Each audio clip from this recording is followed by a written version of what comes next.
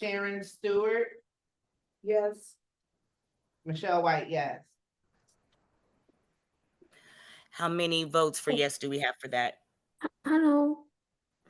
One moment. We are in the business portion of our meeting. We are not currently taking public comment. We will do that shortly when we start the calendar meeting. Thank you so much. 10 votes. Secretary White, could you please repeat what the vote was? 10 votes for yes. Wonderful. 10 votes for yes means the motion has passed. Resolution in support of Senate Bill S 8059 has passed with a vote of 10. Thank you so much. Our next resolution is number 21, I believe. Yes. This resolution, I believe this is okay. Ensuring respectful and legal protected accommodations for parents and caregivers of children with disabilities. This was brought forward by our public advocate, Elijah Hobbs. As we know, all disabilities are not always seen. And we do have some parents that also need accommodations as well, even as we move throughout the school building, as we have our children getting on and off of the bus. And we want to make sure that we are supporting and making sure that we have ADA compliance and disability awareness for our parents on this end. So our council members have looked through this document. We're grateful that Mr. Elijah did bring this up for us because we want our parents to know that we are also supporting you, not just on email, not just on phone calls, but if you need accommodations, we can make that happen for you. Mr. Napor, are you able to mute yourself? Thank you so much. Angel, Ms. President Angel, can you make me co-host to assist? Yes, okay. I thought you were for a moment, but if you drop, just text me, let me know, and I'll get you right back in. Thank you so very much, Vice President. Now we're moving back into. Hello. Moment. 1 second. All righty, Gabrielle, could you pull back up Resolution 21, please? They're not up. It's up. It's still up. It actually shows us viewing one of the participants' screen. So let's do single. All right. Can you go ahead and try to share now, please? Will do. Thank you.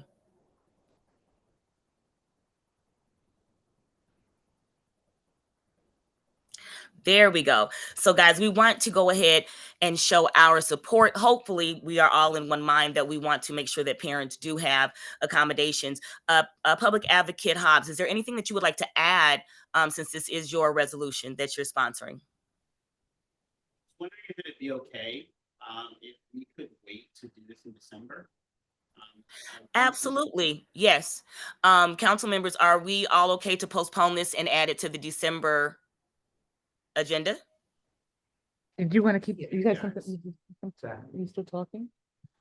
Yes. If everyone is in agreement, we will note that we will move this resolution 21 to our December meeting. We will also add that with Councilmember Rivera's resolution that we will be uplifting as well. Resolution 22 would be our next resolution. Thank you so much, Public Advocate Hobbs. President Angel, 1 second. I think Mr. House wanted to finish his statement. If you could allow him to. Oh, no. Yes. Let's go back. We can postpone it for December. Forgive me. I didn't realize that you were still speaking. Go ahead. Yes, please. You have the floor. Thank you, Vice President.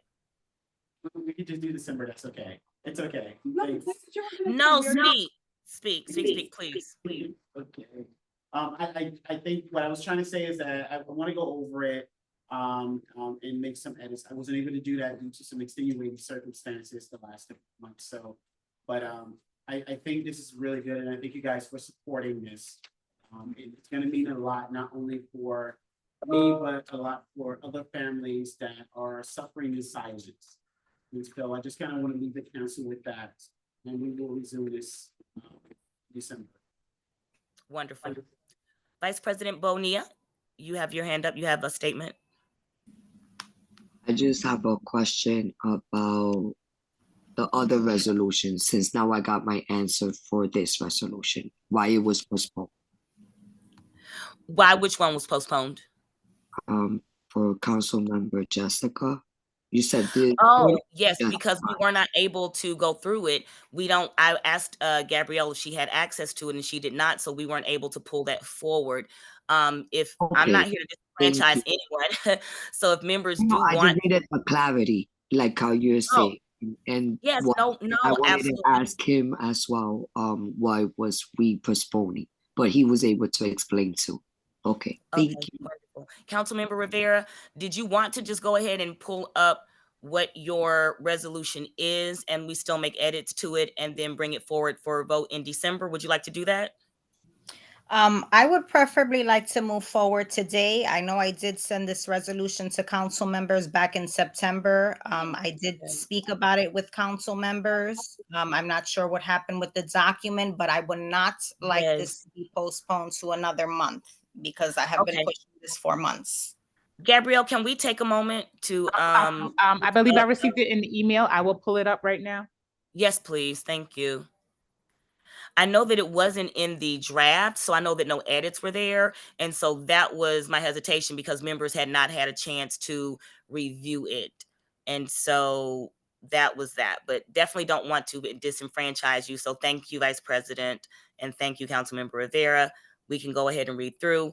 Luckily, we have two people that weren't here today, so we have a little bit of time to make that happen. So good things always work out. Thank you. Yes, and additional feedback is always welcome. Thank you. Thank you. Gabrielle, can we make sure that we have Council Members Rivera resolution up in the draft folder so everyone that has access to it, please?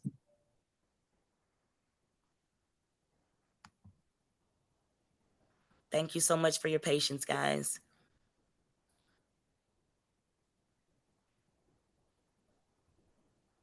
And Councilmember Rivera, I know you've been putting in work on this, so thank you for attempting to make out the framework for that and for the other ideas that you're uplifting. Secretary White, are you able to read the resolution once it's open?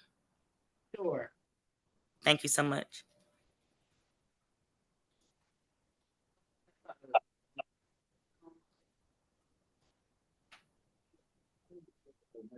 Was it sent in an email? This is the If one. you can scroll it in the Word in this draft format, I think that would be fine because, I mean, Councilmember Rivera, are you okay with that? Are you able to see this? Yeah, this is totally fine. Okay. Template is nothing, just so we keep our meeting moving. Okay. Yes, if you can read this, Councilmember White, you Okay. have the floor. Resolution in support of the Disability Justice and Liberation in Education Act, sponsored by Jessica Rivera. Whereas over 188 What is the button? Button.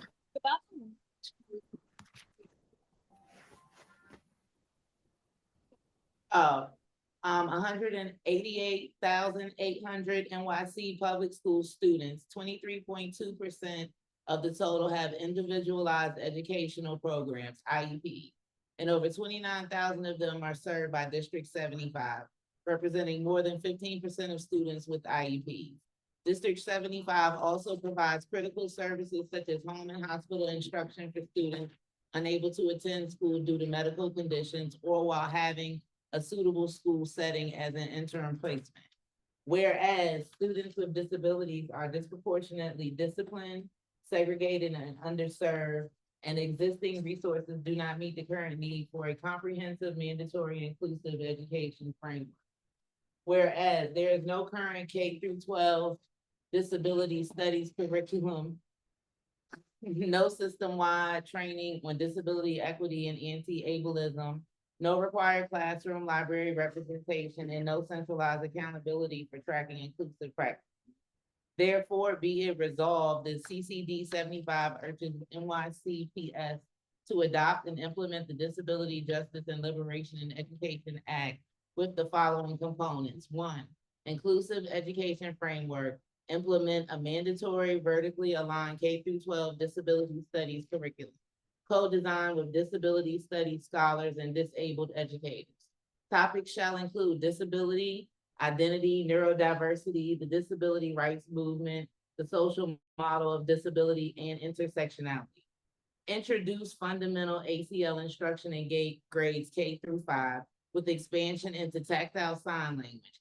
AAC, and intermediate ASL in grades 6 through 12. These offerings will supplement, not replace, current language requirements to ensure communication equity. Require each student to maintain an inclusive classroom library with a minimum of 60 age-appropriate books and media featuring disabled authors, characters, and disability history curated with disability-led organizations. Mandate sensory-friendly instructional strategies and peer-mediated inclusion practices across classrooms to expand successful District 75 practices system-wide. Professional development. Require annual scaffold disability, justice, and anti-ableism training for all educators, administrators, and staff co-led by disability-led organizations. Training shall include inclusive instructional design, disability identity, trauma-informed care, communication access, and cultural responsiveness. All professional development will be integrated into the citywide PD calendar with school-level compliance monitoring. Student empowerment and visibility. Mandate that all middle and high schools establish disability affinity groups and peer inclusion clubs supported by trained staff, advisors, and funded activities.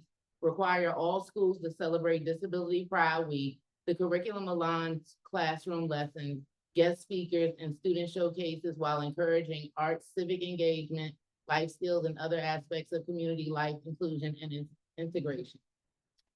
Launch a DOE-supported career pathway program for high school students interested in professions that support individuals with disabilities, featuring internships, mentorships, and credentialing partnerships with colleges and community-based organizations. Number 4, accountability and oversight. Create an annual NYC Disability Justice. Can you close that drop down?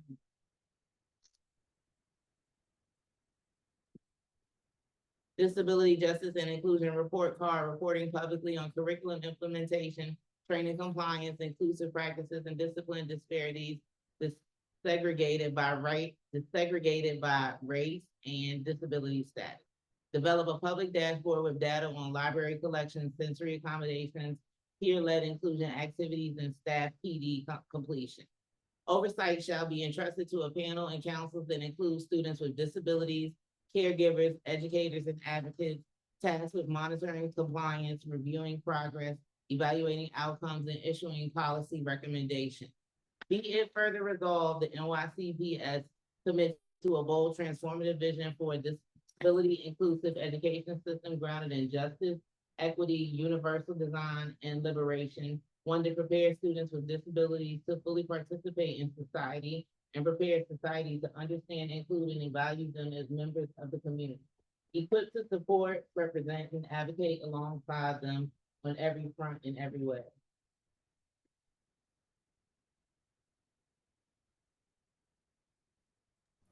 Forgot to unmute. All righty, thank you so much, Councilmember Rivera, for uplifting this. Council members, we do want to make sure that we go through this item, that we add any edits that we have, that we make sure that we have a unified voice in what this looks like as we put it forth, as we move into vote into December. Gabrielle, if you could please make sure that we have this in the shared drive so council members have access to it, and that we add it to the December agenda. Moving back into our agenda for section, we should be on resolution 21, or is it 22? The final resolution?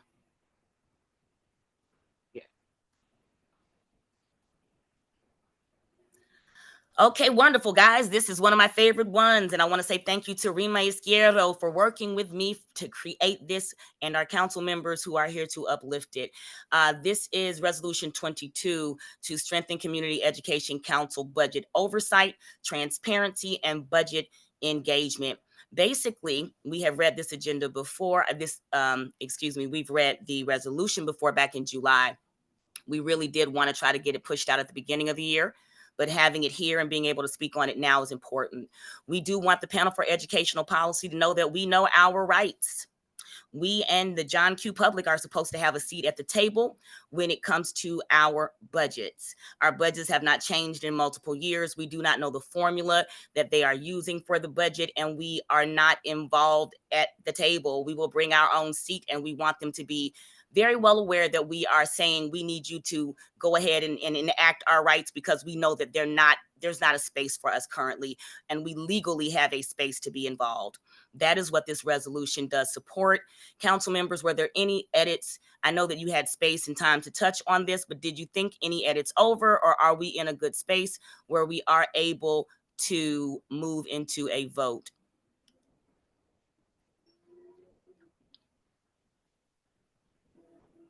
Sorry, Do we have? sorry, Yes, President. yes. Uh-huh. We just have interpretation, put the information again in the chat. Some parents are asking.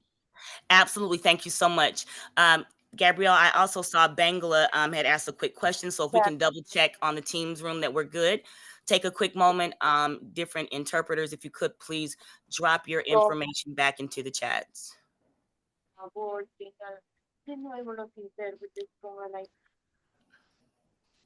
Alrighty, as we now move into this item, do we have a motion for resolution number 22 for strengthening community education council budgets, oversight, transparency, and public engagement? Rebecca, Alex, go ahead and, what is it? Approve resolution 22. You're in the camera, Gabrielle. The resolution to strengthen community education council budget oversight, transparency, and public engagement. Thank you. Do we have a second? Seconded. All righty, Councilmember White, may we go into a roll call vote? Rebecca Alley, Yes. Masuma Akhtar, Yes. Christy Angel, Yes. Stephanie Bonilla, Yes. Joanna Gomez, Yes. Elijah Hobbs, Yes. Jessica Rivera, Giselle Ramirez, Sharon Stewart, Yes. and Michelle White, yes. We do have to make note, Councilmember, Public Advocate Ramirez, you are here technically, but as far as the vote, we are not able to count you as a vote being physically online for the particular meeting. So we will not be able to count her votes in those spaces unless we can get to a point where she gets the exemption to be able to be counted as a vote online. The absence will technically be excused in person, but we do want to make sure to have a little bit clarity around that as we do vote. Were we able to move through the entire Councilmember White? Yes, 1, 2, 3, 4, 5. I just want to add Councilmember Rivera said yes, she can't unmute herself. She added it in the chat on Zoom. Thank you so much, Vice President Rivera. Who? Bonilla. No word. So it's 9 votes for yes. 9 votes for yes, the motion has passed. Thank you very much, Council, for supporting Resolution 22. We will make sure to uplift this at a panel for educational policy meeting so that they are aware of what we are asking for what we're demanding, our rights at the meetings for our people, for our councils, for our CECs, and for John Q. Public. So thank you very much for bringing that into a reality. Our next space is our committee updates. Councilmember Vice President Bonilla, did you want to give us a quick busing update and capacity and utilization?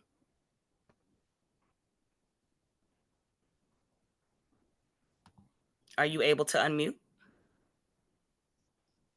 Yes. Good evening, Wonderful. everyone.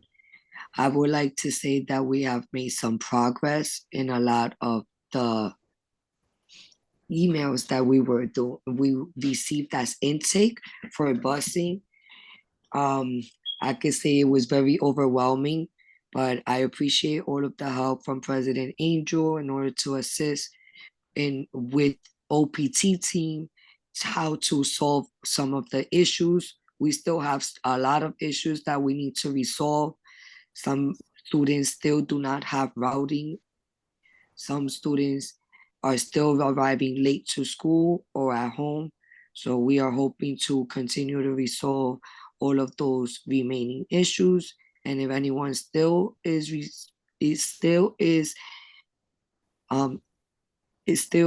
sorry, if anyone is still dealing with any issues with OPT, with your busing, you are welcome to email us. I will put the email information in the chat. As to joint public hearing, and tomorrow we will be having on our OPT meeting as well at 6:30. For joint public hearing, I would like to say we have done a lot of great work. President Angel has guided me into going into the joint public hearings on how to attend, how to be able to collaborate on advocating for our D75 sites, as well as Mr. Craig Spencer has been helping me on managing how to conduct our committee meetings and how to address on asking questions for ODP.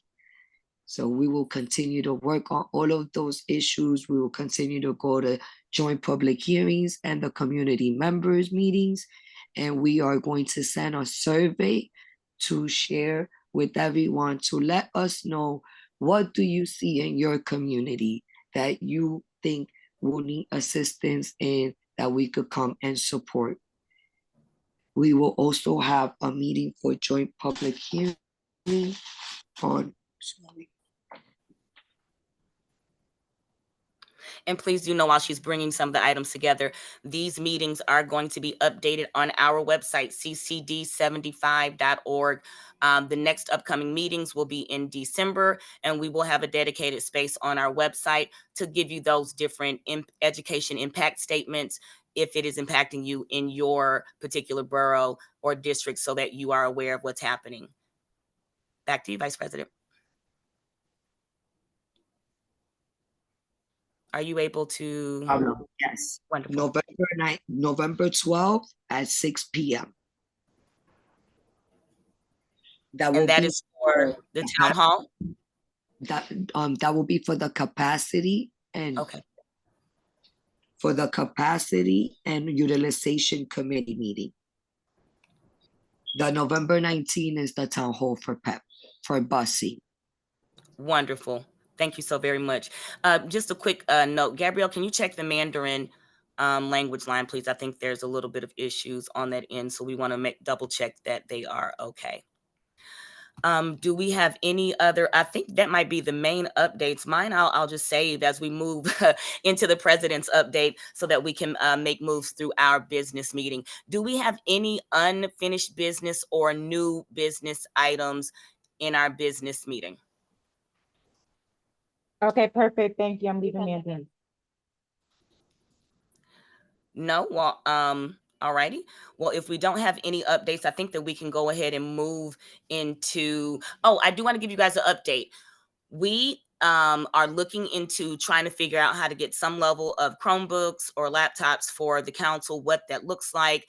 There's a lot of different contracts that are moving and changing in places and pricing that are a little bit crazy. So we're in the process of trying to see what that can look like and what we can technically afford for the council. So please do know that those items will be coming out prior to our December meeting, so that we can hopefully try to either push that up for a vote or at least make the council aware of what our options are. Yes, Vice President Bonilla?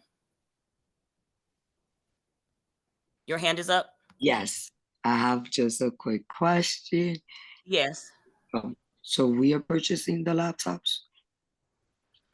Yes, with the monies that were given back to the council from the boom. That is what's going to be up for vote to see how much money. That's why we want to see what the cost is to put it back to the council members to say, hey guys, I know we discussed the Chromebooks. We didn't put anything up for a vote. These are the monies. These are the options. What say you? Okay. So I just want to suggest and ask, if we don't have a lot of money for a lot of Chromebooks, if maybe the district office could lend us some.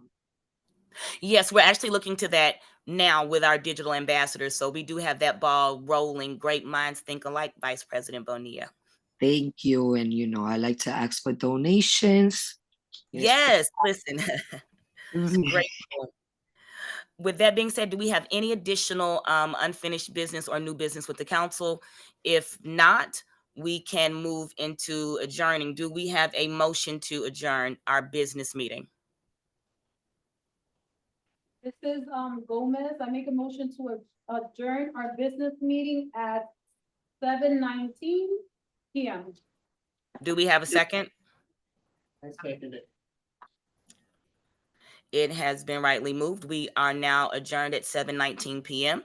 We are now moving into our CCD 75 calendar meeting at 7:20 PM. Secretary White, would you be able to give us a roll call vote?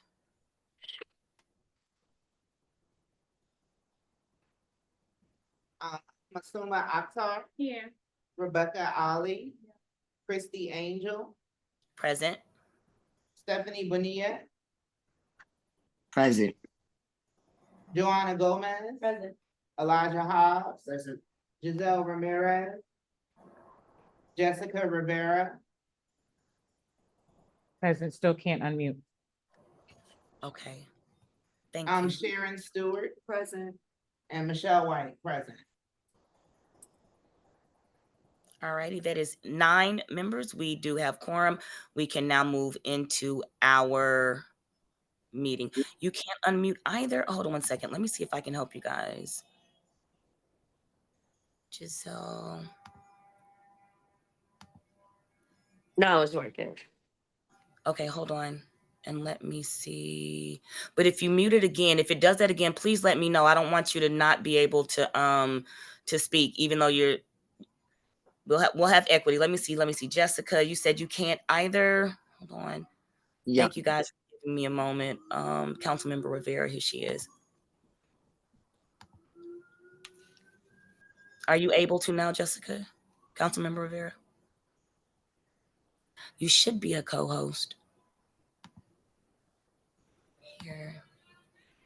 Is anyone else that's a council member online not currently a co-host? We want to make sure that everyone that's online, that our council members have co-hosting abilities. Let's try to remember that when we jump into our next meetings, Gabrielle, to make sure that they're situated. I'll also double check on my end. Ramirez. Ms. Councilmember I think you Ramirez should is be situated co-host. now. Okay, I think everybody's situated. All right, wonderful. Thank you guys for the teamwork, making sure everyone can speak. Gabrielle, are you able to roll us down into our calendar agenda so that we may see that publicly? The approval of minutes, everybody, were you able to see the minutes? I want to say thank you so very much to our Secretary White for going through those minutes, and with our AA. If we do have any edits, please do let us know, and we will be able to make any edits to the minutes. So far, I can tell you this month is pretty good. They definitely went through it with a fine-tooth comb, so I appreciate the efforts that you're putting up. I know that it's a new space, Councilmember White, and you are doing an excellent job. Thank you so much also to our AA, Gabrielle Walcott. Now we'll move into our treasury report. Gabrielle, if you could pull up the P-card statements or the receipts that we have for the purchases for our Wix accounts and items of that nature. And then Treasurer Alley, are you ready? Yes, I am. Thank you. Wonderful. The floor is yours. Okay, so for October's budget, so as you can see, we committed $348 for our D75 website. That's for 1 year. And do we have that one again? Oh, no.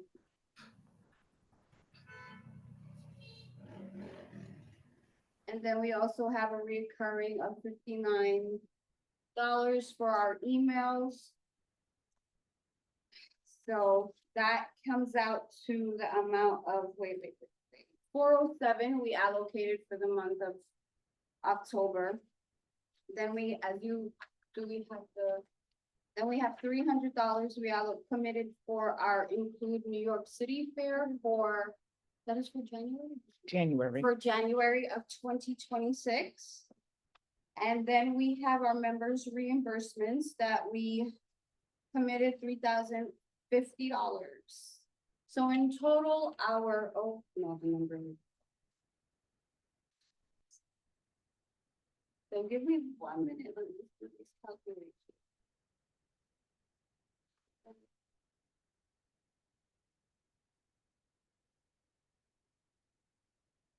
Are you still speaking, Rebecca?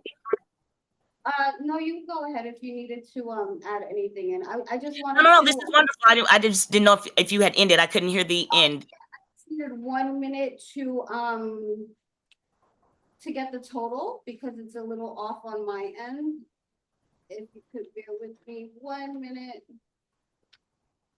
So our total for the month of October is 3757.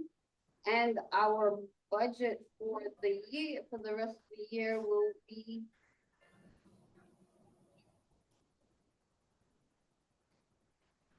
We'll have to make sure. Gabrielle, can you make sure that Mo has given us the most recent up-to-date budget? We might not have had the most up-to-date budget that we have in front of us if there's been some different changes that have gone in. So that could not be reflected in that space if you're seeing a little bit of differences there.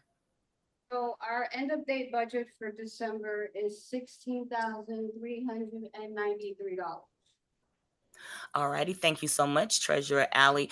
Council members, please do remember, if you have not turned in your reimbursements, Gabrielle is working diligently to get those in and staying on top of me to sign them so I can make sure that you get reimbursed for your time and your efforts and the travel to the extent that we are able to do so with the council. So please do make sure that we get those items in. Once again, thank you to Vice President Gomez and to Public Advocate Hobbs for dedicating your portions back into the council, which will be reflected in the December's budget with that change of allocation. So thank you so much. Gabrielle, our next item on the agenda. I think we're missing the president. We're missing my report. All right. Well, then I'm going to jump in quickly and then I'm going to hand it over to our IA Superintendent McCoy. So guys, I want to say thank you. Thank you, Andy, our Chief of Special Education, who is always present. She was there today. She's in places when you don't think she's going to be there. Andy is there and she is doing the great work. So we appreciate you and for all of your efforts and how you show up for District 75. So a part of my brief announcements and feedback for the month. As you know, we do have our pipeline with CUNY for our sub-paraprofessionals, where we're trying to make sure we get people hired and moving through and in spaces of need. So we want to give a huge shout out to Barbara Tremblay, to Andy, to Dr. Pierre, to, yes, I see you're waving. We just lost your volume. Stop for a second. Check the connection. Paused for a second. Thank you. Somebody cue me back in where I was where you dropped me. We lost you on the big screen. We're trying to get you back. Oh, okay. Because this is important. You just said the word CUNY and we can't wait to celebrate your work. Yes. And it's You're teamwork back. that makes the dream work. So I'm excited. Am I back? Wonderful. So again, we want to say thank you to the HR department, Catherine Amorati, to Pamela Conroy, to UFT, to Priscilla Castro, and those that showed up, guys. We had 11 people that were there from administration, from UFT, from HR, even our deputy superintendent Hoggard was there. He always shows up and it's helpful. We had 80 participants, 70 who were already signed up, 73 who began their sign up and were nominated in that space. We had an amazing tour. The paraprofessionals and the schools are just excellent, and it gives us light into showing people hands-on, this is what the job looks like. This is what the care looks like. This is what excellent looks like. And we are excited about duplicating this in every borough. So just know the next stop on the train is the Bronx.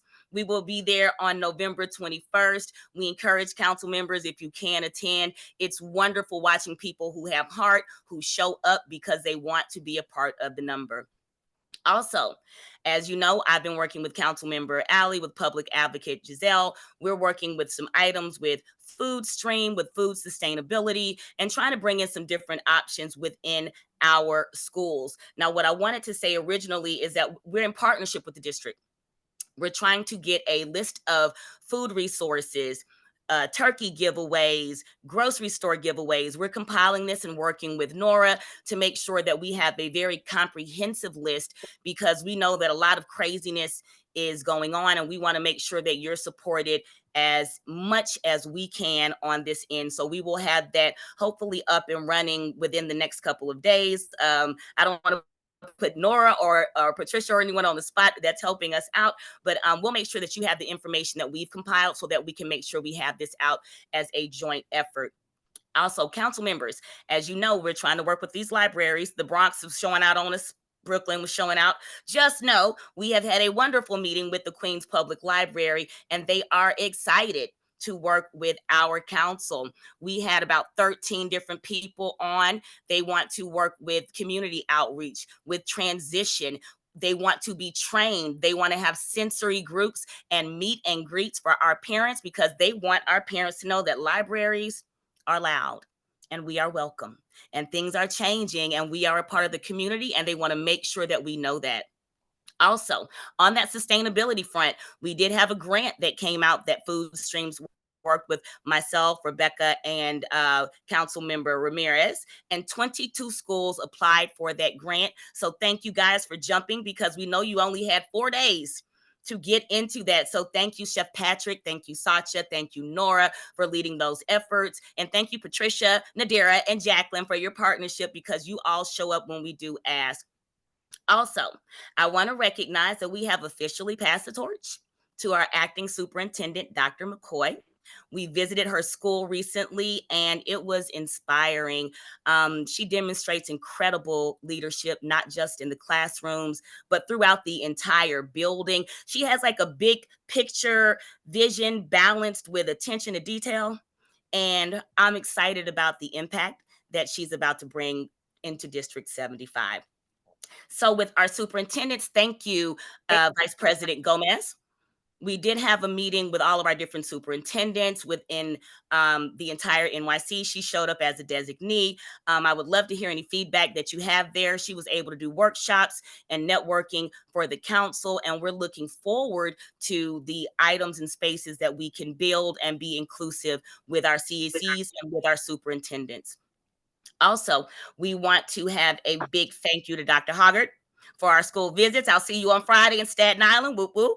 We're keeping this ball rolling. Council members, we're going to make sure, Gabrielle, if we can, send out the comprehensive list of the schools. We are working on Queens, guys. If you want to show up, you are more than welcome to show up. We want you to participate and to know what you're doing when you step in the building, and to feel confident as you show up and support. Quick reminders. The OPT meeting, as Vice President Bonilla said, is at 6 p.m. on tomorrow. You do want to show up, ask your questions. They want to be there to answer you and support. Our district leadership team, it is open to the public, guys.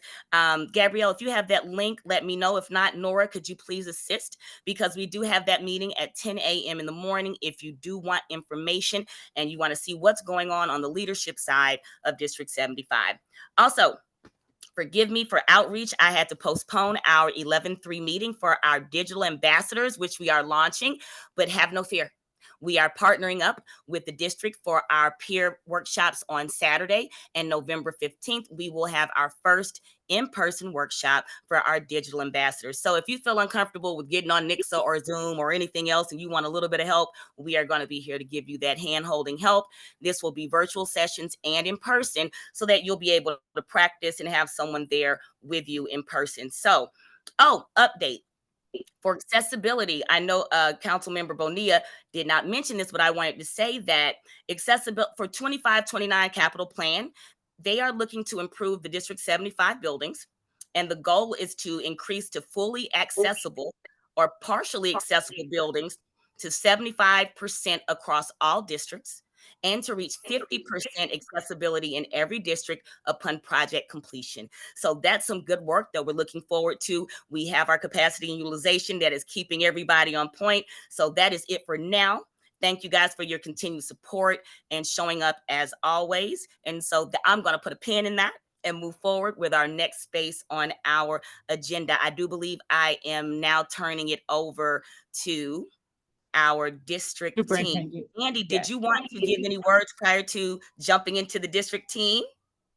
I do. I have maybe 15 words, and 10 of them are about how great you are, President Angel. I'm just so grateful for this whole council, but I would be remiss if I didn't share. When we had 80 people ready to be a parent in Brooklyn, that all happened because of President Angel. And sometimes it is very hard to move a large system. You're like, we know. And through persistence, passion, and talent, President Angel really pulled all the key stakeholders together. And we met some amazing candidates who are going to be awesome with children. And they had no idea they could get a job in District 75. And we certainly have children and families that need their support. And so making that match was an extraordinary lift. And just huge appreciation for your leadership in that, President Angel, and in all these other. Thank you so much, council members, and you guys are always welcome to jump into the good work because, you know, we need the babies need help, the classroom needs help. We need these busing pairs, you know, with everything else that's going on. So if you want to join in the battle a little bit further, let me know. And listen, let's keep going. All right, I believe now we are going to turn it over to our district and our superintendent IA, Dr. Keisha McCoy. Unless you guys have a different plan of action, please do move as you planned accordingly coming to the meeting.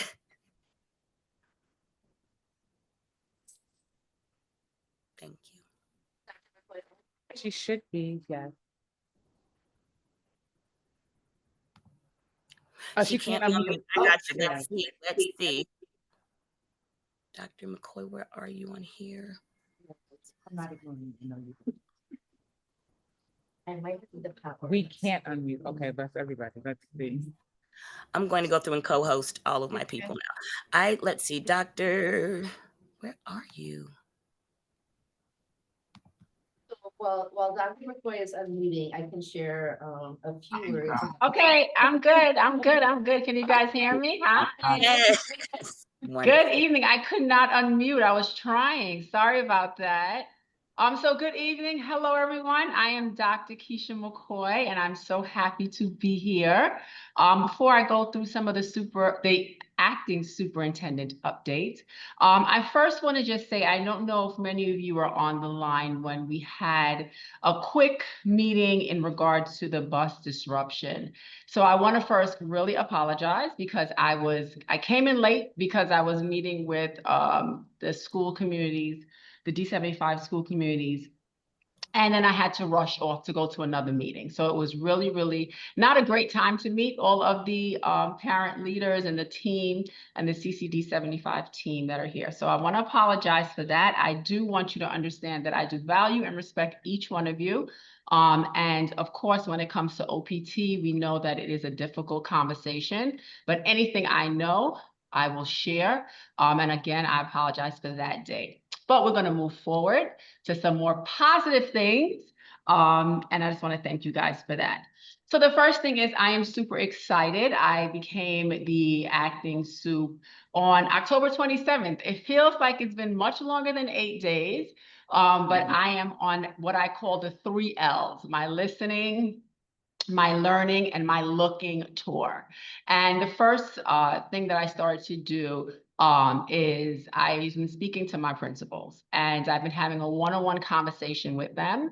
And I'm just asking them, what's the vision they want to see for D75? If they had to showcase something in their school, one thing, what would they showcase? And how can we as a district support them? They're on the ground, they're in the field, and I want to know what they have to say. And me, coming from the principal, being a principal for 7 years, you know, I still have that hat on. I turned it to the district level, but I have that hat on and I understand what they're saying and their needs, their support, the support that they need. So that's first. Also, I will be reaching out. I did meet my parent leaders. I spent today actually with Christy. We were all day today and we visited 3 of our D75 schools. We started off with 226M, which we had a wonderful time there. Students were engaged. We saw a lot of great things happening. We were able to meet the parent coordinator and also one of the parent leaders. I believe she's on the CEC, one of the CEC teams, if I'm not mistaken. And it was just an awesome time to see the kids. It was pre-K and kindergarten. It was great to see them really learning and engaged and really following a lot of the strategies, behavioral strategies that we have in place. Then we took a trip over to 169M, and we also did a tour there and had an awesome time there. We visited some different classrooms. They have a beautiful library space that we went to see. And we spoke to a wonderful teacher who showcased his board, and Christy Angel had to do a survey with his board, and it was really great. He was so excited to showcase what the students are doing. It was all about movies, and she knew all the movies, and I probably knew one of them. But Christy Angel was killing it, and she knew it, and she could tell you if it was rated R, PG, and all this other stuff. It was awesome, and it was really a great way that the teacher showcased his work. Then we took a trip over to 811M, and we went there, and we got there pretty late because we were so busy at the other schools, but we were able to see 2 classes. Definitely, we had a wonderful time looking at the sensory area in the classroom. We were big on that. We went to one of the classrooms. They had like a sensory, the lighting had a blue lighting over, and the kids were calm. The kindergartens had just woke up. The pre-K had just woke up, and they were doing a sensory. They were in their sensory bins. And we had a really great conversation, and President Christie and I said, we're definitely going to go back and visit to really take a walk around. But you felt learning is happening in that school. They had like a little dance going on in the auditorium. So it was really a great time. And it was just great actually even being with President Christie and hearing the needs and the wants even from the parents on the parent level. Had also a time to meet with Rima when she came to my school and visited, and we had a time to sit and talk and really get to know like the needs and the wants. I will be meeting with more parents, so look out for that. I then also had a time to go to the Disability Pride Parade, which was a lot of fun. It was really great. So all the schools there got CD Fody was speaking and shared a few words, which was great. So all of the Dial family, I call them, that was there. And it was a great time for the D75 to connect. Also, I attended my first as the acting soup, the Parent Empowerment Forum, which was amazing.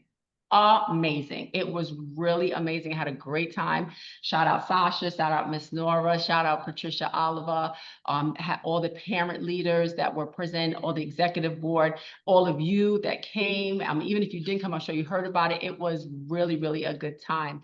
And just to see how the breakout sessions, I went into actually President Christie's breakout session, and the other, the deputy soups went into the other sessions, and just to see how Christy Angel had people up talking about their own story, it was awesome. I know you had, I believe, one of the principals, John Syracuse, he's talked about his story, and some of the other parent leaders talked about their story. And just to even get up in front of a crowd, you know, she inspired people to just do that. And it was just really touching, and it was really awesome. So shout out to them.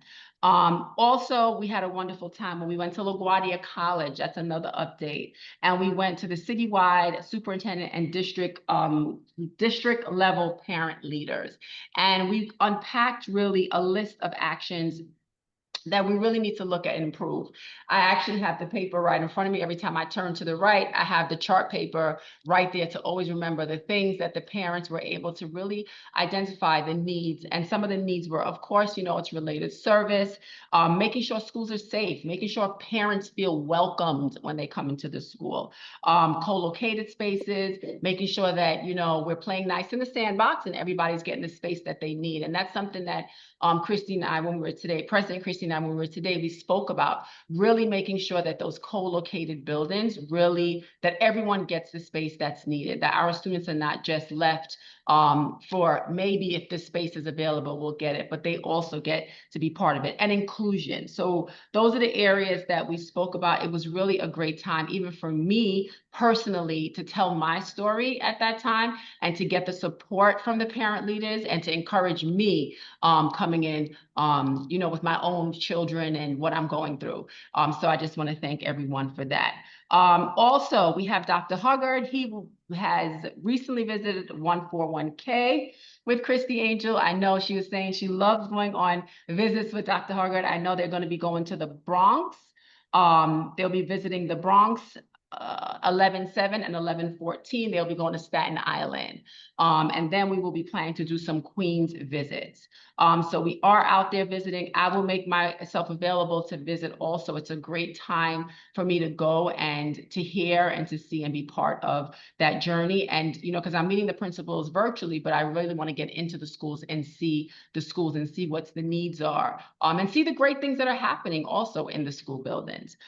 So that's pretty much all the updates I have. Again, I want to thank all of you. I am really happy to be in this position, and I am going to give my all to it.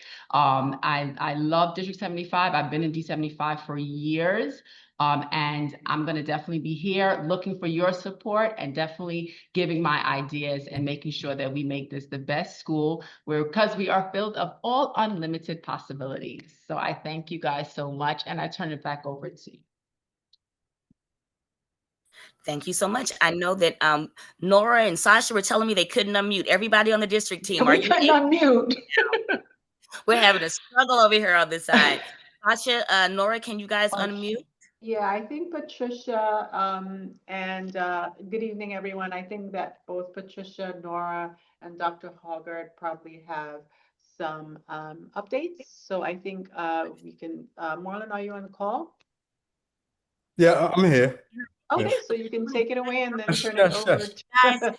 your Hoggard. empowerment conference was amazing. Thank you, Dr. McCoy, for saying that. I did not get to give you your props for that. Guys, every year you're doing bigger and better. Thank you for allowing the council to be a part of it, for President's Council, for the PTA work that you're doing. It's getting bigger and better, and it was an honor to be able to be there, and the council members who are able to be in attendance. So thank you guys so much again and for the work you're doing. Okay, now you guys got it. All right, all right. Can you hear me? We can hear you. All right.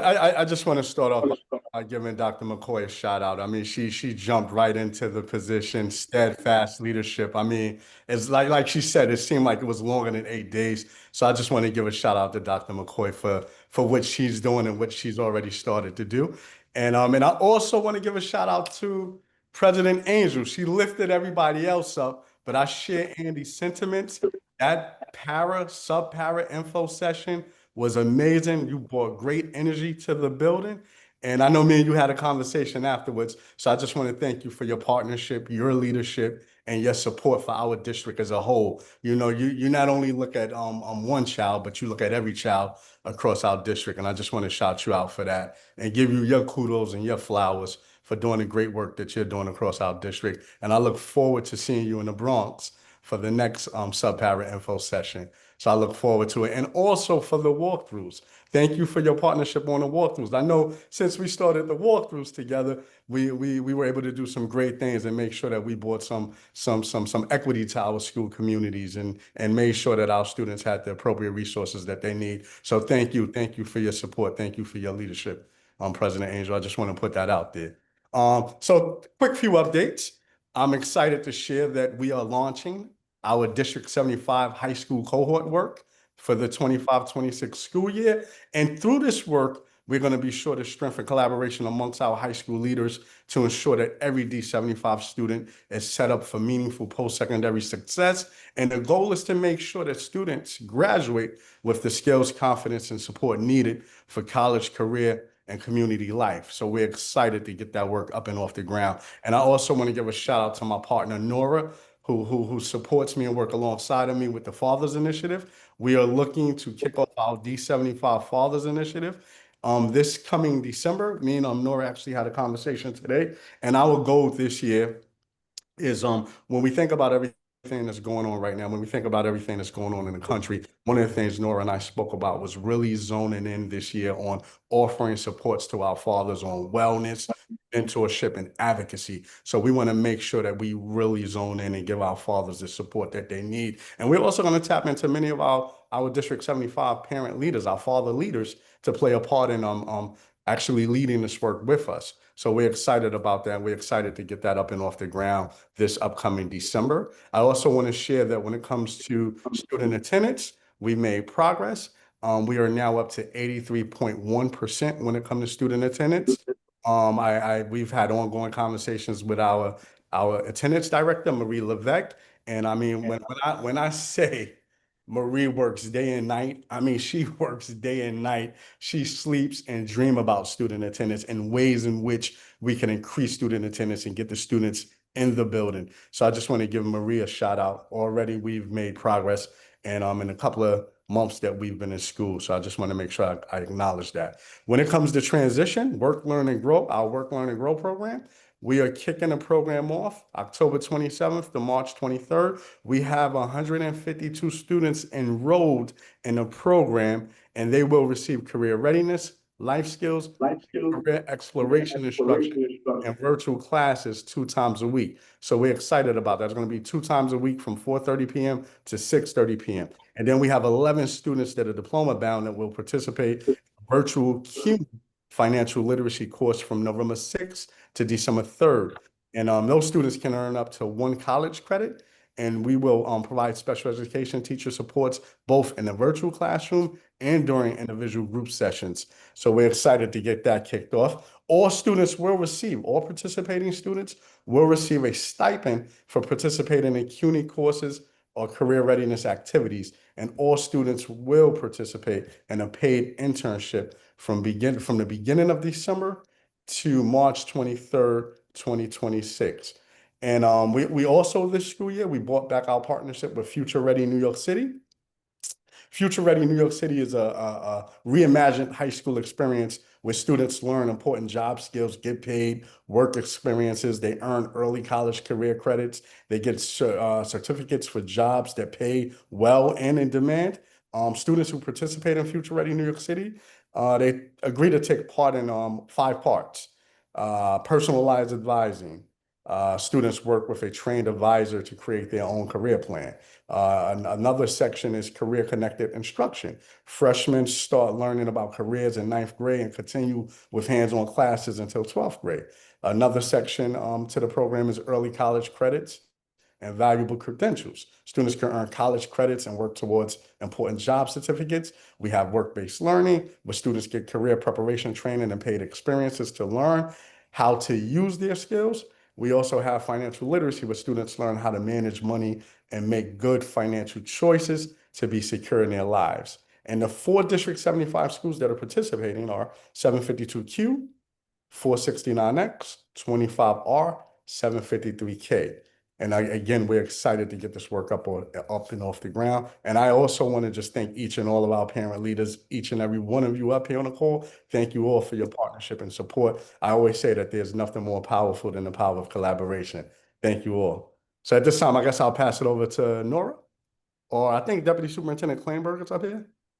I am. Thank you so much, Dr. Hoggard. So wonderful to be here with all of you this evening. We always look forward to these forums and these opportunities to be in company with all of you to celebrate the amazing work and advocacy of all of you, our tremendous parent leaders, and to be able to just uplift and share a few updates from each of our departments to be able to support the continued work that is so diligently going on across our district in the education of our amazing District 75 students. So we do have just a few updates from our curriculum and instruction department that I did want to uplift. And I am thrilled that as you are having a chance as a council to visit schools, that you're getting to see some of our wonderful literacy and math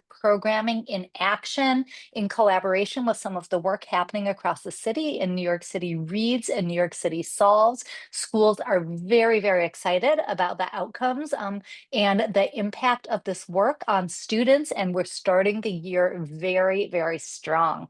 So in order to give you some insight into the work that's happening across our classrooms, our Literacy and Social Studies department is going to be hosting a conversations over lunch workshop for families in supporting your child's reading at home with the next generation learning standards. We will be sending out more information about this event. It will be on Thursday, December 11th from 11:30 to 12:30. So look out for information on our website and flyers to come. And this is a session that's focusing on helping children succeed at every stage of their reading development and building families' understanding of reading foundational skills, discussing the stages of developmental reading instruction, ranging from pre-reading behaviors, print concepts, phonological awareness, phonics and fluency, and ways to support our children using research-based multisensory techniques with a variety of reinforcement activities. So we do hope that you will join us for this workshop to engage further in literacy learning with your child and with our district team. We also have 2 upcoming workshops from our STEM department, our science, technology, engineering, and math team. One of these is going to be on Tuesday, November 18th, also a conversation over lunch from 11:30 to 12:30. This one will be on Math Made Friendly, helping your child thrive at home. This will be a hands-on, judgment-free session designed to help you to support children in doing math. And the team says that there is no advanced math degree required. So this is for everyone. This Lunch and Learn is going to share simple and effective strategies that are part of everyday life, using household items for math games, asking curiosity-driven questions, and building math confidence through different ways of using math vocabulary and conversation. So whether you're supporting your child with homework or just want to make math less intimidating, this is an opportunity to learn some tools to use right away in the moment to make math feel more approachable, fun, and meaningful at home. With some of the new curriculum in math, we're really seeing ways that students are doing hands-on exploration, making meaning of math in a variety of really creative and fun-filled ways. And we're very excited to bring some of that information to you. And finally, our science team has another conversation over lunch on Tuesday, December 2nd, also from 11:30 to 12:30. And this one will be on discovering science at home and having an opportunity to engage in the ways in which science is all around us and interacting with simple ways to explore science using everyday objects. This is going to be a series of fun and hands-on activities that will help families and their students to nurture curiosity, make observations, ask questions, and discover answers together. And the team is very excited for you to join them to learn how ordinary moments can turn into exciting science experiments with your child. So we are very excited about this series. We do hope that you'll join us. Please tell others. We will be widely sharing this information across our schools. And we're so looking forward to ways that we can continue to extend the school to home connection related to the really exciting and innovative and fun curriculum that's happening across all of our schools. So stay tuned for these flyers and for other opportunities that we'll continue to share over the course of the school year. So thank you all so very much for your commitment to the educational program of your children. And I am going to now turn the mic over to our family team for a few additional updates. Thank you all so much. I think we're gonna pass it over to the best family support coordinator in the city, in New York City Public Schools. We're gonna pass it over to Patricia Oliver. You're on mute, Patricia. You're on mute. She's not a co-host. Good yet. evening, everybody.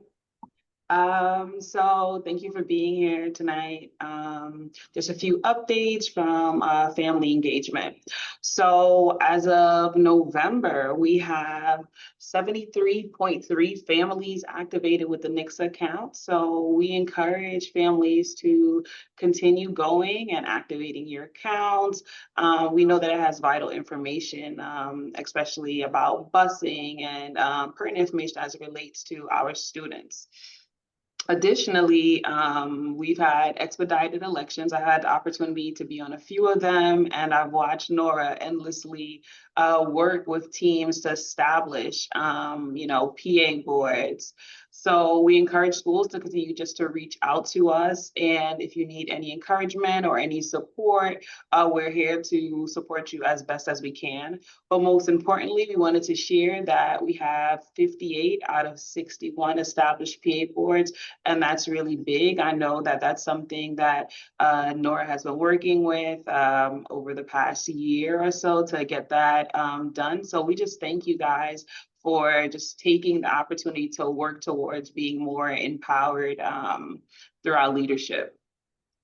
And I know you guys have spoke about this a few times. On the 28th, we had our Parent Leadership and Empowerment Forum at Baruch, which was amazing. It was my first time being there as a family support coordinator. The past couple times I was there as part of a leadership. So just being able to facilitate and speak with the families and speak with leadership and the PCs, and just watch that fellowship and the interactions was amazing. Also, we want to thank you, Christy Angel, for that breakout room. I was in the hallway and I had the opportunity to listen to the groups and to see people flocking over there and just excitement that was coming from the room. That was very amazing to see. So we wanted to thank you and the President's Council Executive Board for facilitating those breakout rooms. And, we look forward to the continued partnership and collaboration with you all. As I stood out there, I listened to different suggestions that you guys had to offer. And that's something that I brought back to Nora to be able to take that and see where we could progress and go in the coming months. Lastly, we have our D75 family peer group, which is taking place on Saturday, November 15th. It's going to be fun. It's going to be jam-packed with a lot of information, including our digital ambassador program, mindfulness, and once again, a time for us just to sit down, to get together and just share in the likeness of families that's, going through the same things as others, and just feeling that you're not alone and we could hear and be able to provide support. So we also have lunch prepared. There's going to be interpretation services, and most importantly, there's childcare. So we'd like to see you guys come out in droves. We have about 80 or so people confirmed for right now, which is amazing. And we also offer interpretation services. So we look forward to just being with you guys and just sharing in gratitude during that time. Thank you all so much and have a good evening. Oh, I'm going to drop the link in the chat. Thank you. Oh, the link is in the chat, and Link is in the chat. I just want to tag team here and say the digital ambassador program is Christy Angels and the CCD75 team, and she is going.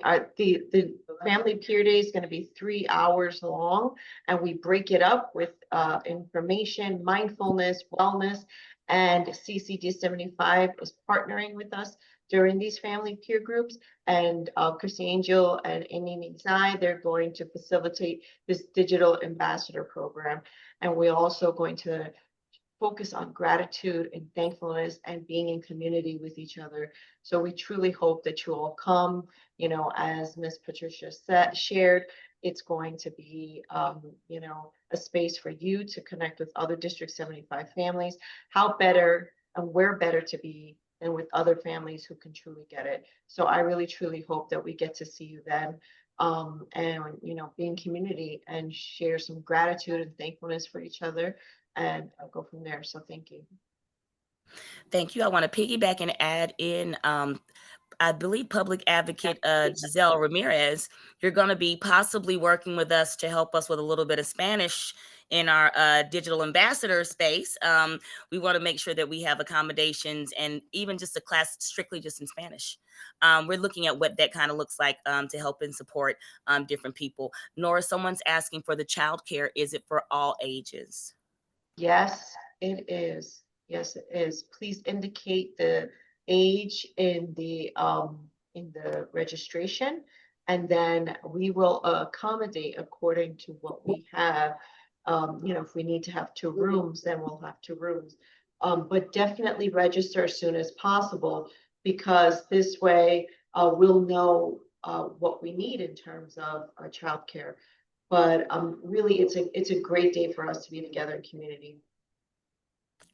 And also, the district is supporting us, guys. I know it's hard, it's getting cold, but if you do make it to our meetings, we do have like light snacks and childcare in person as well. The district is really in partnership to make sure if you want to be there, you can be here with us. If not, we'll see you online or on YouTube. I do see Stephanie, Vice President Bonilla, your hand is raised. Can you unmute? Let's see. Yes. And I believe Patricia Oliver has one more update as well. No problem. When she's done, then I'll wait. Are you able to unmute, Patricia? Yes, I could unmute. Thank you so much. I have one more update. I was so excited about the peer group, but I missed one more thing. All right, so we have our Lunch and Learn series, and our Lunch and Learn series, it started off very successfully this year during the week of October, from October 6th to October 10th by the Office of Transition and Post-Secondary Planning Initiatives. And during the week, they discussed planning for the future, healthcare, notebook, an overview of travel training, understanding of supports and services offered by OBWDD, supported decision-making, and Access VR. Additionally, we had over 200 families join during that week, so that's very, very impressive. And we're excited to have more workshops and events. And overall, to see any upcoming events, we ask you to join the D70 or take a look at our D75 website. Nadira has worked endlessly, and it's given a great update. It's a great look. We encourage you guys to go over there and check out the D75 Cafe portal to see any upcoming events. Thank you, guys. Wonderful. Thank you so much. Vice President Bonilla. Hello. Hello. You had questions for the district? Yes. I wanted to ask about the spelling bee. I was able to get information that the deadline for schools to sign up was at the end of October. So I wanted to know how many schools have signed up. That was one of the questions. I don't know who that goes to. Our spelling bee is an annual event, and the way that it works is that each year schools participate in their school level spelling bees, and the school level it's winners for the spelling bee at the elementary level and the middle school level do move on to the district spelling bee that comes up in the spring. It's really a very exciting event, and it follows the exact format that the national spelling bee follows. So it's really a great opportunity for our students, and we have a lot of fun with that every year. I don't have the information right now in terms of how many schools have expressed interest in participating this year, but I'm writing that down, and that's information that we can get for you. And I will inquire with our literacy team in terms of the communication that they've been having with schools, so we can update you on that information. No problem. I appreciate that. Of course. Thank you for the question. Especially. Wonderful. Nora. Oh, go ahead. I'm sorry. Yeah, I have a Especially what? follow-up on that, especially because of one of the things that I was able to notice also as well in a CC District 75 rep is that we didn't know until after everybody won. So Oh, that was why I wanted to know more Mhm. information. Like, so how can parents know about this more? And that way we could know how their school is participating. Mhm. So that's great feedback. Thank you so much for that, Ms. Bonilla. What I'm going to do is I'm going to uplift that in terms of the communication that is being shared between schools and the district to make sure that there is communication that's going out to school communities about what's happening on the local level at the school level, so families have that information throughout the whole process and the each level of the spelling bee competition. So I will absolutely make sure that that information is uplifted so we can make sure that that communication is going out to families. Thank you so much for that feedback. No problem. And I wanted to ask, can students in inclusion also participate? Well, students in inclusion, that's at the discretion of the school in terms of what the format is for the spelling bee and the timing of when it's happening. There are some students that are participating in inclusive programs that are actually participating in the spelling bees for the community schools that they're a part of, because if they're following their curriculum and their schedules, that might be what fits into their schedule. So yes, there should be opportunities for our students in our special classes and also in our inclusion programs based on their instructional program and their schedule. And the last thing is that if we share out the information and if the parents know more about when is the spelling bee or that the school is participating, I also felt like maybe they could also, maybe they feel their child has the skill. So if they're able to advocate for their child to be able to participate, or also communicate with the speech teacher to see if they feel that will be something good going by IEP. So maybe that could be a goal or something. I added that into my child's IEP, that Oh, I want that's wonderful. child to participate in the spelling bee. So Well, thank you so much for that. I think that you're raising some really great opportunities for inclusivity, which I know is such an important tenet of the work of you as our family leaders and what we hold near and dear in schools too.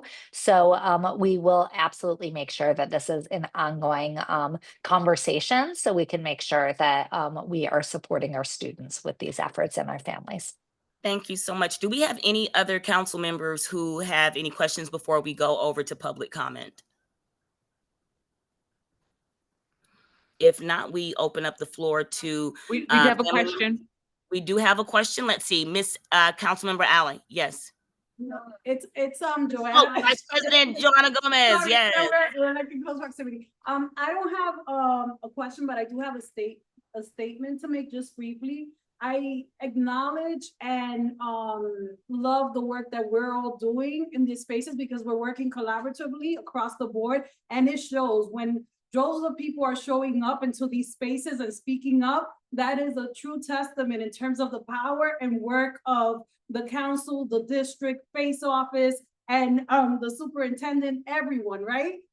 Across the board. But I wanted to say one thing. When I heard Dr. Haggard speak about attendance and all of the wonderful work that's being done to capture that information of approximately 85% of the kids in District 75 attending school, which is fabulous. But the other 15%, why are they not attending? I think we have to lift that up and see exactly what the issues are there, whether it's because they're in the hospital, whether it is because they're not able to catch that bus, they don't have paras. What are the specific issues? Because there are parents and caregivers out there that are suffering and struggling because once they can't get the kids to school, then that has a trickle effect in terms of how effective the parents will be, whether they have to work or whether they have to attend to other business. So I just wanted to put that in our radar because we cannot forget amidst all of the beautiful things that we're doing about those that are not making it. One child left behind is too many kids. So I just wanted to put that on our radar. And again, it's nothing but love for everyone, but we have to focus on those kids that are not making it to school. So I just wanted to put that again on our radar. Again, wonderful work across the board, but, you know, we have a lot of work to do. Absolutely. I just wanna piggyback real quick. Just, All I right, and let's appreciate that make sure we leave space for our parents so that they'll be able to ask their Q&A as well. Go ahead, Vice President. problem. I just wanna add one last comment. I appreciate that, because exactly of what Ms. Vice President Gomez had said, with the looking on what's happening, not just calling ACS. Let's help the families to see why they not getting to school. Let's help them on see what the parent needs in order to get the child to school. That way, it's not just an ACS case. That's not the way to go sometimes. Sometimes it's just the family needs preventive services help. Thank you. You have another Thank you family so member. much for uplifting Here, those so- voices because that matters. Yes, Public Advocate Hobbs, you have the floor. I just have something to just reiterate on what they're saying is that I think what we should try to focus on and collaborate together to create safe spaces for families. Because Yes. families are having some real issues out there, but they don't feel that it's a safe place to come without judgment or the consequence of probably their kid getting taken away. I have had the privilege to talk with many families, and they have serious situations that they are absolutely embarrassed to come to anybody about, let alone the school system that is notorious for passing judgment based upon their own bias. And so how could we all come together with our experiences and find a way to create something where there is a safe space in schools where a family member, mom, dad, or grandparent can come and say, I need help and this is why. I agree with you, and I also feel like let's pull Patricia Oliver on in here with us. We're gonna partner up with the district. We're gonna make sure on all levels. And Andy, listen, if we lift it, if we raise it, I say if you build it, it will come. So let's dig into where we need the support, where we see and listen to Vice President and to our public advocates and to our family members who are here, who will hopefully, if you have some questions, if you kindly will raise your hand in the chat, we will give you the floor so you may ask your questions. So President Christie, I just wanted to say something really quickly in regards to attendance. So I met with Marie, the attendance director. We had our one-to-one and we went through exactly what one of the parent leaders was saying, looking at schools. The students are really not coming to school that frequently. So what we decided to do is we identified the top 5 schools that have that concern, and we're meeting with them actually tomorrow. So I'm actually happy that this was brought up. So we're meeting with the principals tomorrow. I'm going to be on that meeting too, just to drive that work of let's find out the why, right? Why are they not coming? How can we support them, depending upon what the reason may be? So it's really great that you guys are talking about having that safe space, because now what I'm going to do is use this information that you guys just gave me to kind of use that as a platform to build that conversation tomorrow with the principals and the attendance team. So the attendance teacher will be on, the principal will be on, another administrator. We'll have the groups on so that we can tell them that we really want them to reach out and find out the why and how we can help with the why. So I thought that was just I just want to say thumbs up and thank you for that, because I will be meeting with them tomorrow. Thank you. Wonderful, great work, council members. Thank you for using your voice. I see that we have, I believe that's the public advocate Ramirez. You have your hand raised. If you can unmute. Yes. I think it is kind of a common, but also in advocating for our immigrants parents, we have seen a lot of decrease and the children attendance also because of the situation that is going on. I have seen it on the ground. I know many parents that they are afraid to go into the house, to the school, and also organizations has been created like Undocumented Women Fund that they go with them to the schools and things like that. But has a community who is an immigrant city, and also our children needs to go to school because they receive the services in a school. How can we create and I don't know, a campaign or something where the parents know that they will be safe? And is there a way that we can protect them in one way or another?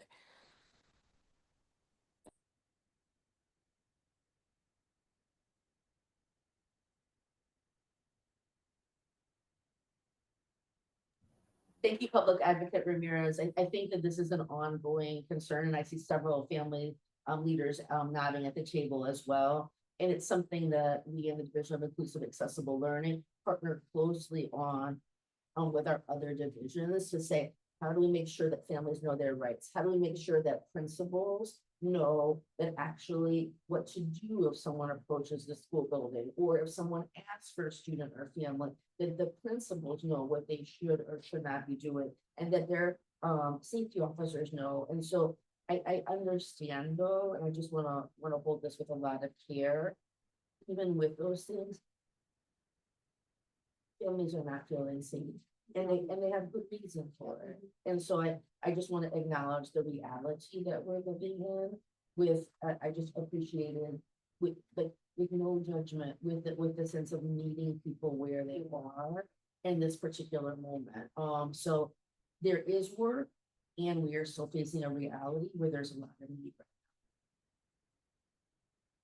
You know, I just, one additional thing, since, you know, she's meeting tomorrow. You know, we have to find unconventional ways to reach people, fortunately. And we have to stop the way, you know, oh, we're gonna stick to no, you know, let's not create a new wheel, let's not try to reinvent the wheel, as they say. In my work life, in my career, I've realized unconventional, you know, big companies do this all the time to get ahead. Being unconventional, just trying to think outside the box, sometimes is really helpful. You will meet with a mom that says, I can't get my kid to school, and I'm just, you know, being real right now because I'm embarrassed. We don't have soap, we don't have things in the house. Unconventional, there is money set aside somewhere where we got you, we'll take care of that. Is there anything else you need? Without judgment. You know, I'm just saying, or Pampers or food. I'm afraid to send my kid home because I have no food. And having a task force that is created that could deal with those things, that have some funds available at the ready to answer those things that could be dealt with within, you know, minutes, or you know, just without all the red tape and the bureaucracy. All of a sudden, now this kid is able to come to school and there's not a problem. You know, there's some solutions that a tool of money support can fix.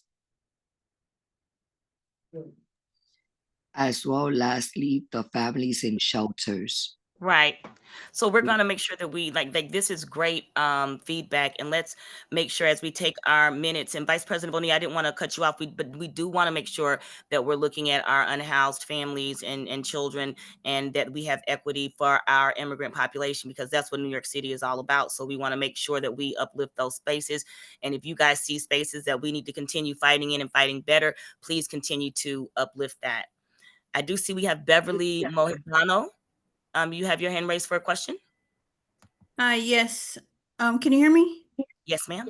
Oh, hi. My name is Beverly. This is my first time speaking on this platform, but I wanted to speak about the D75 placement email. So my daughter originally received a school that she was assigned to, but since I didn't take the tour, they gave her seat to another student. So at that time, I was told to contact the D75 placement email, and it's been 3 months and I still haven't received any kind of notification. I did speak to parent coordinators, school secretaries, and luckily I was able to get a hold of an education coordinator through one of the coordinators, and she's been able to assign my daughter. But there needs to be some kind of accountability, some kind of tracking system that needs to happen, because my daughter's just been in limbo and this just shouldn't happen. I can speak to that. This is Andy Corso again. I could not agree with you more. That should never happen. And I deeply apologize for that. We work closely with our partners in the Office of Student Enrollment on placement. And it's not okay that even one student has had that experience. And so just want to underscore that very much. Just to verify, your daughter is in school now and has a placement or is still searching? Thank you so much. We also have a hand up for Stephen Mahoney, our Hey, D75 representative. President wait, Angel, hold on. we were just asking, Andy was asking Beverly, is your daughter in school and has a Oh, place? apologies. Go ahead, continue. I think Beverly might be on mute again, but One Yeah. moment. Really let me find your last name.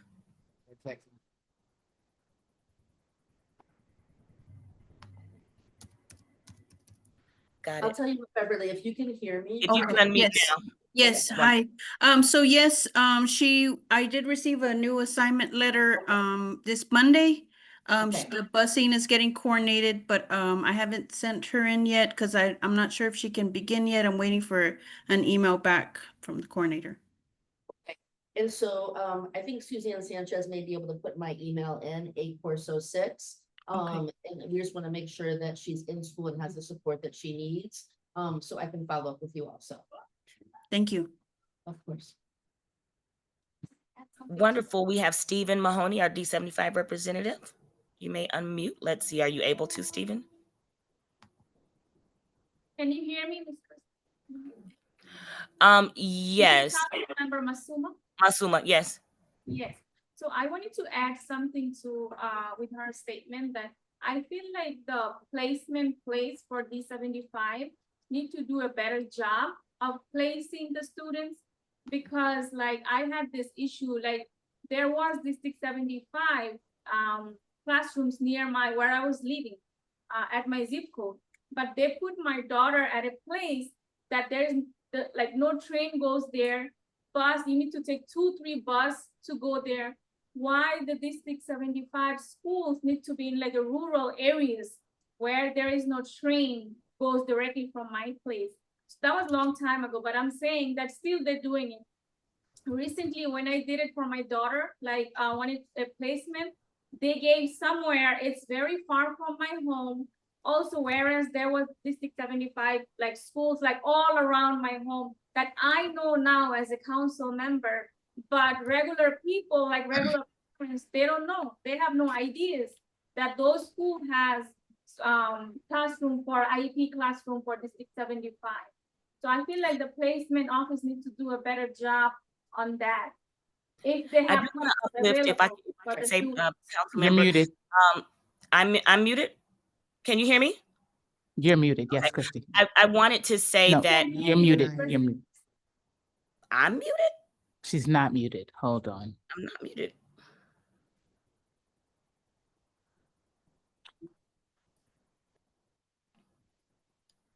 All righty. Can you hear me, guys, or not sure? Oh, you guys can hear me. They may not be able to. Okay. Did we drop our council people in the meeting? All right. If you give us a quick second, but while we're here waiting for the council to reconnect, Stephen Mahoney, did you want to go ahead and ask any questions that you had of the district?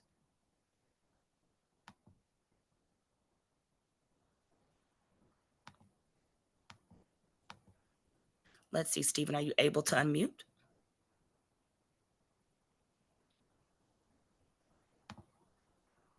Or Mr. Craig Spencer, are you able to unmute? Hello? There we go, Stephen Mahoney. Okay, yes. Okay. Anyway, I want to thank you for helping me with this technical difficulty. Two quick things. One, I want to give a big thank you to Andy. Andy was instrumental in the summertime in Brooklyn to getting us a summarizing program on very, very short notice. I hope in the planning stage now in November that problem will not repeat itself as we look forward to April when they start putting out the notice. Because the location that was, say, close to home, it was never set up properly. And in the space of 2 to 3 weeks, Andy got a site. She got assistant principals to volunteer. So that's just something I want to say thank you to Andy and to share that. She is someone you can reach out to. Absolutely. Secondly, Yes. with, does the DOE keep track of how many of our children are not receiving their mandated services? I just became aware toward the end of last month that my son's not getting speech 5 times a week. He's only getting it 3 times. So I haven't heard back on whether they're going to have a contract employee come in or they're going to give me a voucher, and let's see what I can do with that. But that's just something I was curious as a District 75 parent rep. Is that data being tracked? And I believe, correct me if I'm wrong, someone from the district. I know Angela Torres is over that, and I believe you will get the RSAs to be able to make that time up. But in regard to how it is being tracked, would somebody from the district be able to speak to that? I don't want to give any level of incorrect information, but I do believe that Ms. Torres in her office is tracking that information, and then you're able to get the RSAs. If I'm incorrect, somebody let me know. I'm asking a couple Oh, of you guys. you are correct, President Angel. You are correct. And I see Sanchez asked if you could unmute her. But it is being tracked through Angela Torres' office. The schools and the supervisors of related services are tracking the information. Is it Delia Sanchez or Susan? Suzanne, Okay. can you hear me? Yeah. Oh, there we go. Wonderful. Great. Thank you so much, President Angel, and thank you, Dr. Hoggard. Yes, and Mr. Mahoney, appreciate that question. It is top of mind 24/7 for us. So we track every single student who is or is not receiving their full related services. 100% is our goal, and we are not there, and we painfully know that every single day. If your child, I believe you said your daughter, anyone's child, if they are not receiving their related services, they should have already received the related service authorization voucher, and we can certainly check on that through the district office just to confirm. And since I'm here, I will just share that families have started to receive the email survey to enroll in Weekend Academy for related services if your child is not receiving those services in school. And I'm really happy to share that the Seed Sensory program will be starting either right before or right after Thanksgiving, where we'll be inviting families whose children have intensive sensory needs to our sensory gym program. We'll share that Andy and I were able to join with, I think, over 100 contract agencies this morning, specifically speaking to them about serving students who are enrolled in District 75 schools. I say that to say, Mr. Mahoney, it is very important for us. It is something we're working on every single day, and appreciate you raising that question. thank you very much. I appreciate it. From the room, yeah? Can you hear us from our room? All righty, we are back. Now, I wanted you guys to know, you can't hear still? No. So, President Angel, you're doing awesome with technology. We just wanted to share, we missed a good section, but we're excited to catch up. While we were here, would love to propose and would love to talk with you and Dr. McCoy about having a session really focused on placement to unpack how that is potentially with enrollment. So wanted to make sure we didn't lose that point as we keep moving forward. Thank you. And I did to that point. I wanted to say, when it comes to placement, we may have schools that are close to us, but if a seat is not available, then our child doesn't have access to that building. That's why we're working actively to figure out how to get more seats in these communities, how to make sure our babies aren't pushed from one borough to the other borough and things of that nature. Go ahead, Councilmember Akhtar. Yes. Oh yeah, I understand what you're saying, but it's not true all the time that seats are not available. There are seats available, but there's no transparency regarding that. That's why we don't know. We go based off what we see. Oh, they doesn't have it, and it doesn't go into details for student to student that who's because I went to schools, they had seats, and our children was not there. They were far off, within an hour bus ride, far away. So, and then I see like most of the time they send kids to the schools that are not, they don't have a good rating or nobody wants it. So they just put a kid there, be like, okay, here you go. This parent has no complaint. Let me just have your child there. Unless there is a parent who talks, then they change the child to a different school. They move somewhere or use somebody else's address. I agree with you, and I agree with Chief Andy Corso. We definitely need to have a more transparent meeting with D75 placement so that everyone is comfortable and feels like we know what are the working in or out of, placement, the seats that are really available and what's really going on in our different schools with placement. So if you want to drop some bullet points so we can make sure to fine tune the situation around what you guys are asking, let's make sure that we uplift that. Wonderful. Thank you. The next meeting, for the calendar meeting, I'll have a bullet point. Wonderful. Thank you so very much. Delia Sanchez, you have a quick question? Or do council members, I don't want to move over you guys. Do you have any more questions before we jump back into the, no? Okay. Delia Sanchez, you can unmute.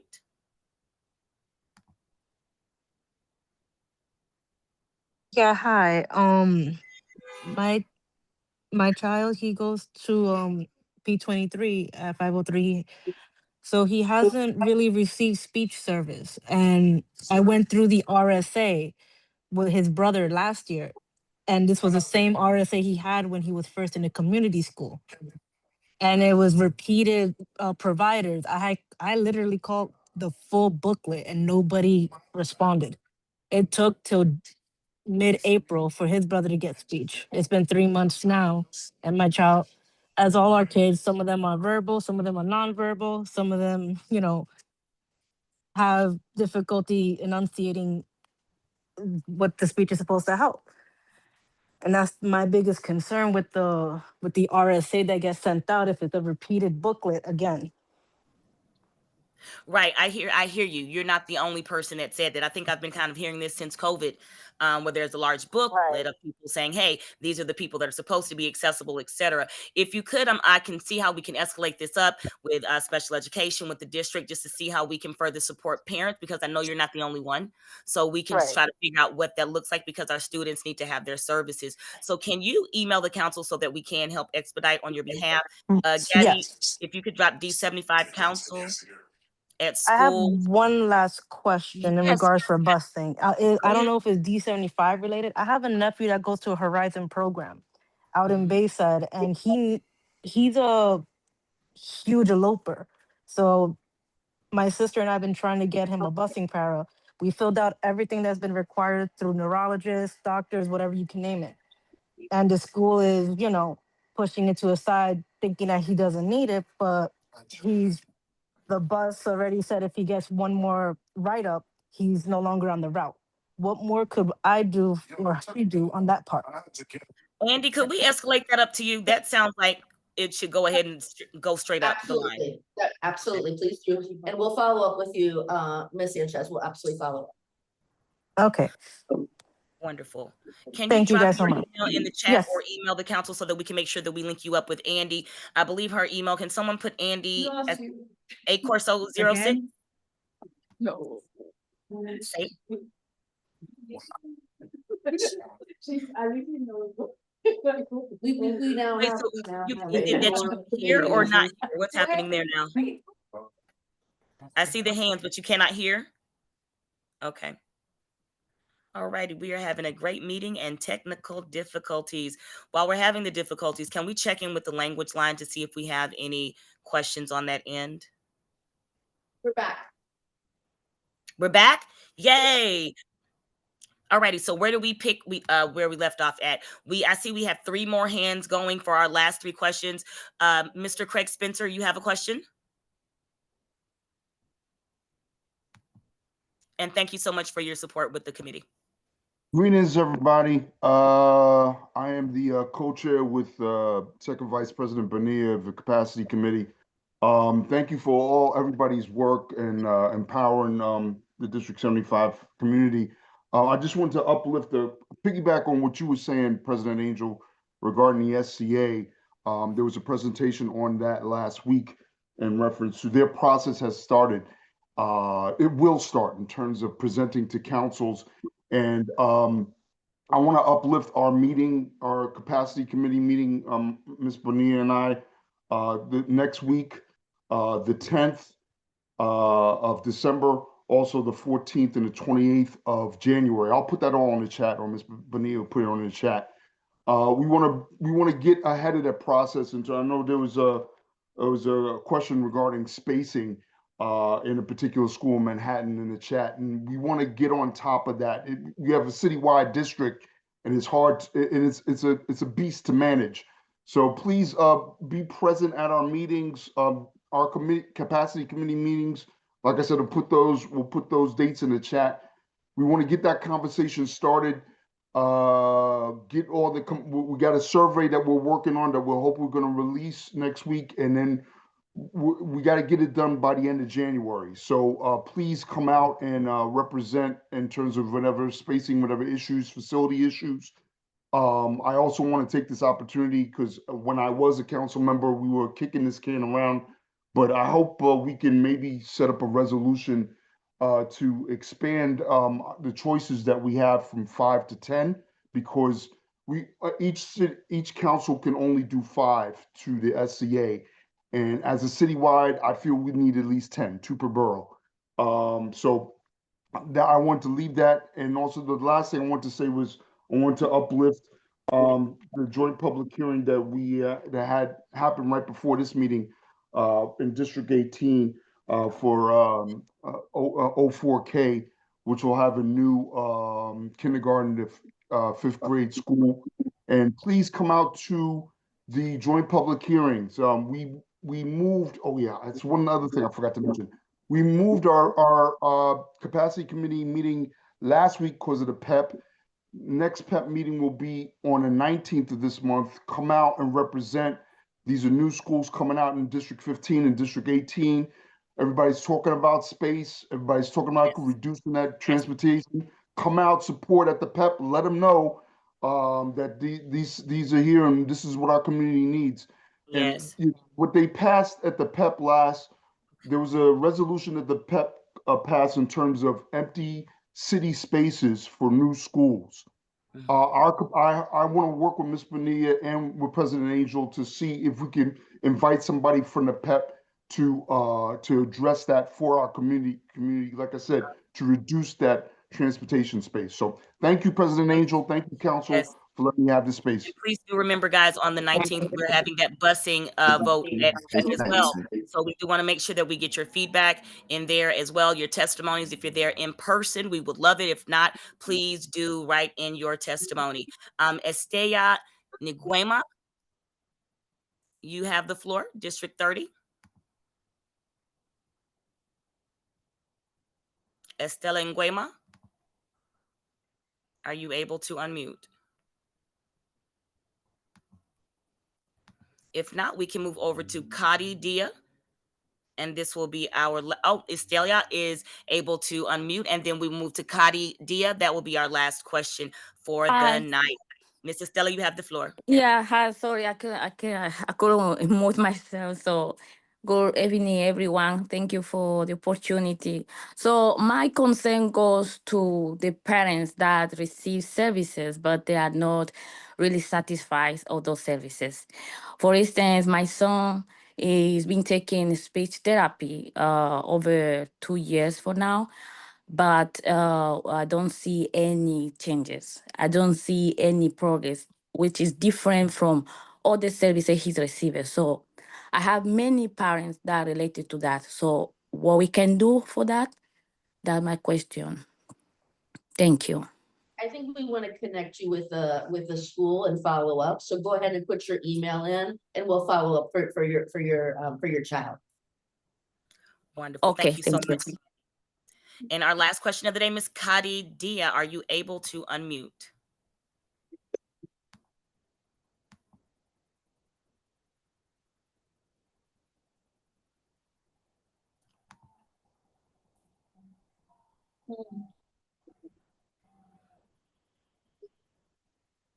I think it should be asking you to unmute now. You're unmuted, Patty. Are you unmuted, Ms. Kadi? It shows her as unmuted, but I don't think we hear her. Not yet. Hello. Yes. Okay, good evening. My name is Katie. My last name is Dia. I am Mamadou Ken, mom. I have a problem with the boss. Since the 16th to the 28th, my son don't go to school. And they call me every day. NYC call me every day to tell me your son don't have a boss. And I laugh that day. I say, I am taking people child at school and my child is still at home because I work with the yellow boss. I don't have nobody who take my son. You know what? I pay. I have all receipt. I pay from Brooklyn to where my son district the school. Brooklyn Transition Center from almost Queens to over there. I pay every day $70 from back and forth. $70. I have all receipt. And a school, I call a school, they cannot solve nothing. I call the boss. Sometimes I have argument with them. Finally, I've called OPT. They help me, and I have all my the report number and everything. That's why I say, let me tell you that maybe for next time they can do something for that. Thank you, Katie. Yeah, that should definitely not be happening. And we'll connect you with Jackie, especially for the receipts, so that we can find a pathway forward. Okay. Okay. Thank you very much, and have a good evening. Thank you, Thank Katie. you so much. Okay. Bye. Thank you. Vice President Bonilla is putting in the email. Please do email us all of your busing emails. We want to have them. Make sure you email the council and the committee. So it's ccd75busingissues@gmail.com and d75council@schools.nyc.gov. Council members, do we have any new or unfinished business for our calendar meeting?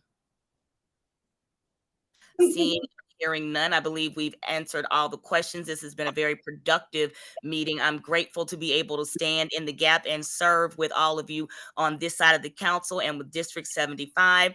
Let's check in one more time with the interpreters. Do we have any questions left on that end? If not, we're going to move toward adjournment. No question on Bangla line.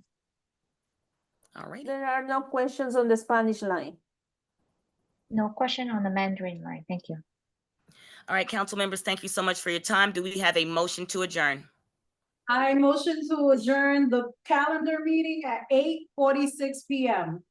Do we have a second? Councilmember Masuma. Wonderful. It has been rightly motioned and moved. We are adjourned at 8:46 p.m. We are releasing our interpreters. Thank you so much, everyone, for showing up. Thank you for your work. Let's continue the good work, and let's make sure we put those meetings on the map for the placement and the other issues with ACS and housing that we need to make sure to uplift as we work through this month into the next meeting, which is December 3rd. Hope to see you guys there. Register at ccd75.org. Good night, everyone. See tomorrow for the busing, yes. Yes, Good and for the night. busing tomorrow, OPT. Good night. Yes, please come tomorrow. Good Thank night. Good night. Good night.